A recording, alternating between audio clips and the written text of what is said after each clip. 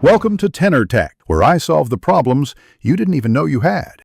You begin by preparing a confined environment so dependencies do not leak. Create a venv and activate it. Install Python 3.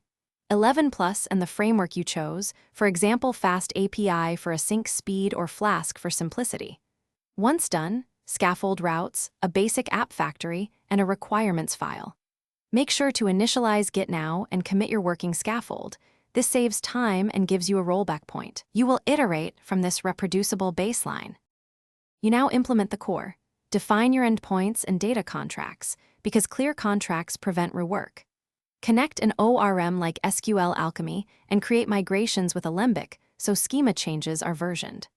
Once data is reliable, add caching with Redis and background processing via Celery or RQ to keep requests fast. Make sure to add authentication using JWT or OAuth2 and centralize config. Then write tests that exercise main flows. Automated tests catch regressions before deployment.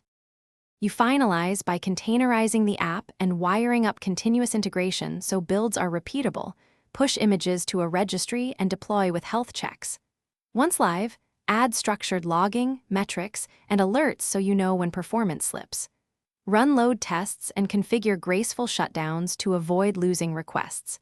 If something breaks, check the app logs and trace the request path.